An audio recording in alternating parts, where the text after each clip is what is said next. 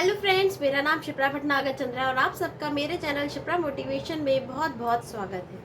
Friends, life में हमें कुछ चांस बार बार नहीं मिलते। कई बार हमारे हाथ में कुछ बहुत अच्छे मौके आते हैं, लेकिन अपने बेवकूफ़ी में या अपनी नासमझी में या ईगो एटीट्यूड के कारण हम समझ ही नहीं पाते कि कौन सा मौका हमारे लिए सही था या गोल्डन अपॉर्चुनिटी थी, और हम उस आई हुई अपॉर्चुनिटी को हाथ से गंवा देते हैं और उसके बाद हम जिंदगी भर पछताते रहते हैं।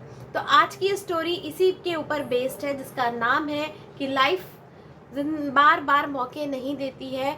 हाँ, तो जो भी करना है हमें आज करना है और हर अपॉर्चुनिटी पर अच्छे से फोकस करना है। तो चलिए स्टार्ट करते हैं। एक बार एक मूर्तिकार था, एक गांव में रहता था। बहुत सुंदर मूर्तियां बनाता था और उसके लिए वो अपनी मिट्टी बहुत अच्छी अच्छी जगह से, डिफरेंट डिफरेंट जगह से लेकर आता था।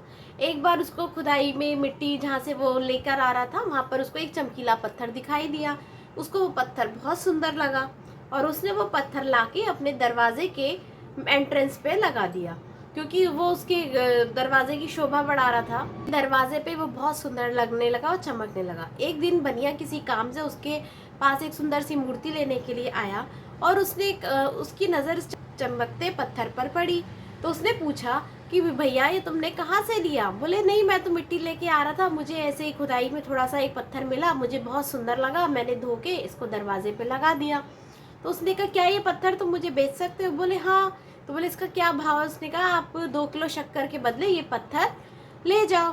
तो बनिए ने उसको 2 किलो शक्कर दी और मूर्तिकार ने वो पत्थर, चमकीला पत्थर, उसको दे दिया। अब बनिए को वो पत्थर बहुत सुंदर लगा, तो उसने अपने तराजू की शोभा बढ़ाने के लिए तराजू के ऊपर वो पत्थर लगा दिया। अब जो भी सामान लेने आता उस चमकीले पत्थर को देखता और उसकी बड़ी तारीफ करता कि भाया, ये तो बड़ा अच्छा लग रहा है, बहुत ही बढ़िया पत्थर है। एक बार इत्तेफाक से एक ज्वेलर बनिए के पास कुछ काम से पहुंचा, कुछ सामान खरीदने पहुंचा।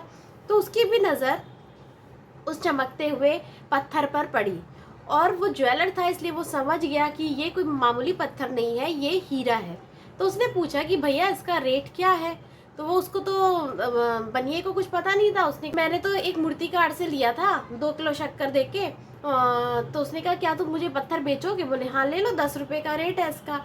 जो वो ज्वेलर था वो बहुत ही कंजूस और मक्खी चूस था और साथ में लालची भी था। उसने बोल भाव किया कि 5 रुपये में दो, 5 रुपये में दो, पर बनिया नहीं माना और ऐसा करके ज्वेलर उस पत्थर को उस शॉप पे छोड़कर चला गया और घर आके सोचा कि ये बड़ा मूर्ख इंसान है कि इसको तो पता ही नहीं है कि ये हीरा है जो उसने अपने तराजू पे लगाया है।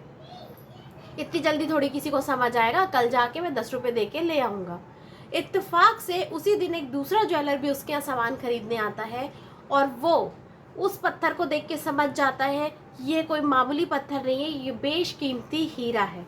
तो उसने पूछा कि भैया, इस पत्थर की कीमत क्या है? ये क्या तुम मुझे इसको बेचोगे? बोले, भैया, मैं 10 रुपये से कम 1 रुपया नहीं करूँगा, मैं 10 रुपये में ही दूंगा।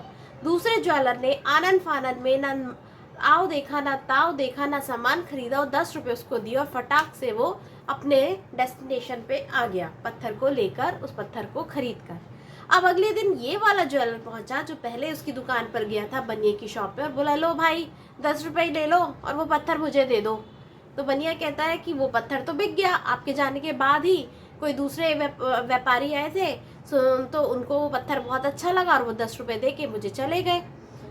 अब उसको बहुत दुख हुआ ज्वेलर को और वो बहुत ज़्यादा उदास और निराशा से भर गया और अपना फ्रस्ट्रेशन मिटाने के लिए वो बनिए को भला बुरा सुनाने लगा कि तुम्हारे जैसा मूर्ख इंसान नहीं देखा क्या? तुम्हें पता नहीं है वो इतना बेशकीमती पत्थर है, वो हीरा है, उसकी कीमत लाखों में, और तुमने सिर्फ 10 रुपये में उसको बेच दिया।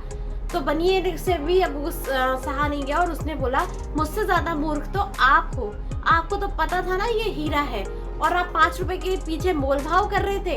आपको तो 10 रुपए देके तुरंत उस पत्थर को लेके जाना चाहिए था। अब पछतात क्या होता है जब चिड़िया चुग गई खेत। तो बनिया बोला, आपसे ज्यादा तो समझदार मैं हूँ, मैंने तो 8 रुपए की शक्कर देकर इस भाव को खरीदा और आप तो 5 रुपए के पीछे मोल भाव करते रह गए। और वो सुनार पछताता रह गया। तो फ्रेंड्स, अक्सर ऐसा ही होता है, हमारी लाइफ में बहुत सारी अपॉर्चुनिटीज़ आती हैं, लेकिन कई बार हम नासमझी से और बेवकूफ़ी से उन मौक़ों को गंवा देते हैं और एक बार गया हुआ मौका ज़िंदगी में बार बार नहीं आता है। इसलिए हमें हर दिन का, हर अपॉर्चुनिटी का खुले दिल से, पूरे सोच विचार के विचार करना चाहिए। किसी भी अपॉर्चुनिटी को पहले से नानुकुर नहीं करनी चाहिए। जो लोग समझदारी से काम लेते हैं या समझदार होते हैं वो कभी भी अपॉर्चुनिटीज को कल पर नहीं छोड़ते, क्योंकि गया हुआ वक्त कभी वापस नहीं आता है। इसी तरीके से गया हुआ मौका भी कभी वापस नहीं मिलता है। तो हमें हमेशा अपॉर्चुनिटीज के तैयार रहना चाहिए। आपने अक्सर लोगों को ये कहते हुए सुना होगा कि काश उस समय अपने ज़मीन ले ली होती तो आज ये भाव होता, उस समय अपने सोना ले लिया होता तो आज ये भाव होता, उस समय ये कर लिया होता तो आज तो हम कहीं के कहीं होते। तो फ्रेंड्स, हर अपॉर्चुनिटी का खुले दिल से स्वागत कीजिए और लाइफ में ऐसे ही आगे बढ़ते रहिए।